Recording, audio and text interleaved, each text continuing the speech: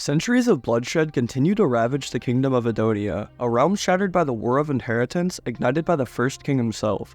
The sovereigns, leaders of the royal families descended from the first king, have been forced to relinquish their claim to the title of king until a single individual lays claim to the 9 noble Imperiums. These are mystical gemstones that grant their wielder immense power. Amongst the chaos begins the journey of Alexander Magni, a lowborn man who forges his own path to claim the title of king for himself. With all the pieces now in place, bear witness as one man's relentless pursuit of justice and equality could reshape the destiny of an entire kingdom. What's going on, everyone? My name is Animasu, and today's video is a very important one to me. The Two Horned One, a very notable artist within the Blue Lock community who I'm sure you've seen plenty of panels from, has actually started his own very manga named House of Eden.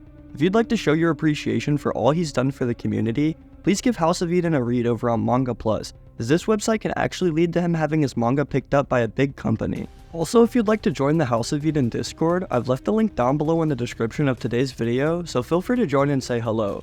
Anyways, without further ado, enough yapping from me, let's get right into the world of Eden. We first start off seeing the land of Cairo, which is said to be a small unclaimed territory. As rumbling can be heard from down below the hills, it's explained to us that for ages, the victors have created their own version of history, writing any whisper of dissent from their tales. History seeks nothing more than a good story. As the focus then changes over to this man on top of the hill with a binocular, he seems to be very worried about what he's just seen, presumably the source of the rumbling. The man begins to sweat and breathe frantically as apparently a few hundred to a few thousand soldiers have returned to their land. It's once again explained to us that although many have tried to pave their own paths, in the end, the ones with power lead the stories. I also want to point out this pawn tattoo on his neck because it might just have some significance we haven't seen yet. As the man then wakes up his child who is dozing beside him, we also get a glimpse to see what he's so afraid of. Soldiers and giant beasts looking to wage war, as this is explained to be a common theme in the Kingdom of Edonia. Although terrified himself, the child is sent to go running back to the city in hopes of warning everyone he can find. He also is tasked specifically with finding someone named Leo, as he might be able to solve their current predicament. As the kid arrives at the city, he begins to scream out to everyone that the black flags have returned, causing everyone to rally together with their weapons. It seems like this isn't the first time these black flag warriors have invaded their lands, because the citizens are chanting about how they drove them out once and will do so again. Also, as we get a close-up shot here of the kid sprinting elsewhere, the bottom left panel specifically is zoomed into his hand. Bearing the same pawn piece tattoo, I think it's fair to say that I was correct about it being important.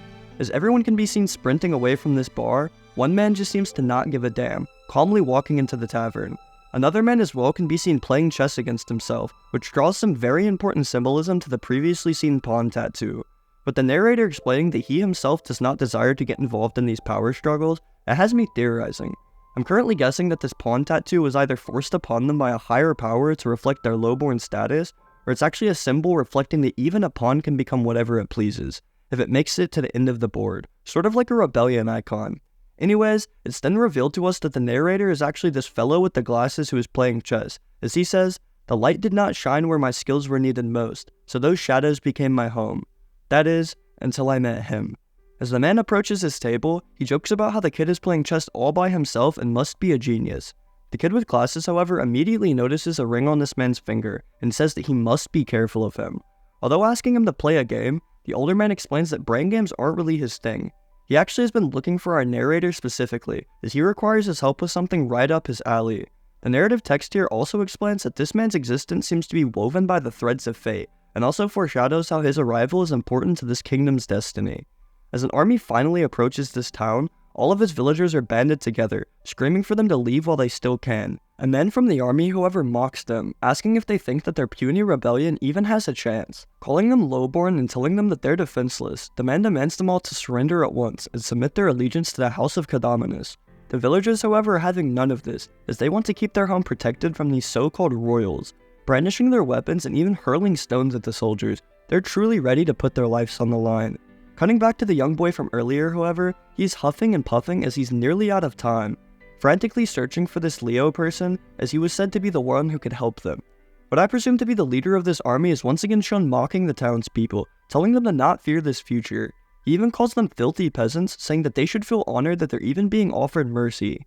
Holding out his arms with this beast behind him, it's explained that the lord of their house has already claimed 2 of the noble Imperiums, with it only being a matter of time before he has all 9. It seems as though their lord is searching for these Imperiums with the end goal of becoming King of Edonia. The townspeople once again do not give a damn, as they firmly plant their feet and prepare for battle.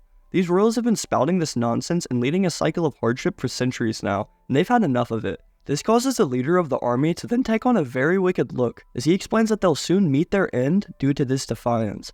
We then cut back to the conversation between the two men at the chess table, as the one with glasses is just taken aback. He even asked the other man if he's a drunk due to his request, which yeah no, he's fine, only had a couple dozen drinks today. Anyways, as the man then goes on to further explain his backup plan of waging war, the other man in glasses can just only call him fucking nuts. The man, however, confidently exclaims that he has enough power on his own to take down this entire kingdom, and they will all see soon. Apparently, power alone, though, isn't enough for what change he's aiming for, which is exactly why he needs the help from our narrator. The narrator then tells him, however, that he seems to have too much confidence, as he talks as if he's stronger than everyone. Going forth to then give some dark advice, he tells him to give up on his goals. In this world, in his eyes, defying the sovereigns and the way he's planning is a death wish. His ideology seems to be the same as the kingdoms. Lowborn men like them should not have such large ambitions, as it will only put them and who they love at risk. Going against such a large army, such a powerful kingdom, they stand no chance. Just as the man predicted, however, the child suddenly barges in through the door, screaming out for Mr. Leo. Leo actually seems to be the man in glasses here, with the kid's name also being shown as Kai.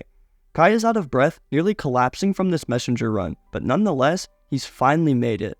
Leo tries to comfort Kai by telling him to take a breath and calmly explain. However, this is no small matter. Kai obviously explains that they're under attack by a huge royal army, which has led to the entire town fighting back. Leo seems to be taken aback by this too, immediately asking Kai to tell him everything he witnessed. What did they bring? What banners were they flying? Anything at all that could be of use. Kai goes on to explain that their flags were black with a golden serpent, which Leo immediately is sweating from. The House Cadominus is a sovereign army, which Cairo obviously cannot handle once more. They've also brought blight fiends, which are these giant lizards that can also breathe lightning. Kai, however, then begins to break down over this, as they apparently barely made it the last time against a tenth of the army. At this moment too, his father is out there on the front lines despite just being an ordinary person, prepared to risk it all to fight these monsters. Although Leo seems to think that they have absolutely no hope against this threat, Kai is still bawling his eyes out, begging them to have a plan, begging to please help his father. The unnamed man, however, then grabs Kai by the head, commending him for being such a brave young man. He comforts him by saying that his father must be proud, because just like he's out there fighting, his son is helping the people he loves. He even says that they should go help his father and give them hell, which immediately causes a confused look on Leo's face. He asks exactly how he plans to do that, as he says even a single wielder can't take on 1,000 knights alone. I assume a wielder is the term for someone who is in possession of an Imperium, but that's just my guess. The man, however, says that he's taking this plenty seriously, and as he's once told Leo, they're still underestimating what he can do. He summons some kind of cube from the ring on his finger, making a grand gesture of it all. Enlarging the box while chanting the word, shift, the man seems to warp them all out of the tavern, sending a burst of air outwards from where they once stood. Now, however, the three of them now stand in the midst of the battlefield, leaving Kai sprinting over to his father. The leader of the army seems most off-put about this, because apparently their intel said that no wielders of an Imperium would be around. He then demands the man to say who he serves, and warns him to choose his response very carefully. With us then having a close-up of his eyes, the man shouts aloud that he'll show him who he truly is. I am the Grand Duke of the Bay, founder of the House of Eden. His name is Alexander Magni, and he refuses to kneel before anyone. Leo also points out in the previous pages that none of them could have predicted who this man would be, as he is truly the only man worthy of being called king. Alexander screams out to the people of Cairo, commending their bravery in standing against a sovereign army such as this. With their fearless nature lighting a fire in his soul, he kindly asks them all to allow him in the honor of fighting by their side. Leo also says this important text in the narration, which confirms the story to be about this Alexander the Great person. I didn't know back then just how far his ambitions would go, but I will stop at nothing to ensure that this name is never erased from history. The tale of the man that would come to be known is Alexander the Great. So that just lets us know that the story is not only being told from the future, but we now have our main characters and cast, which are just so badass.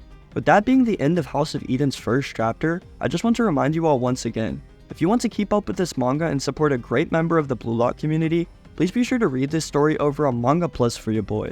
I'll also be making chapter overviews and theory videos on House of Eden, as I can already see its potential, so please comment below what your thoughts are on this initial chapter.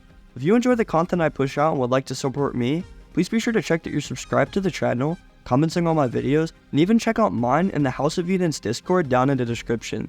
I hope you all continue to have an amazing day, and I'll see you all next time.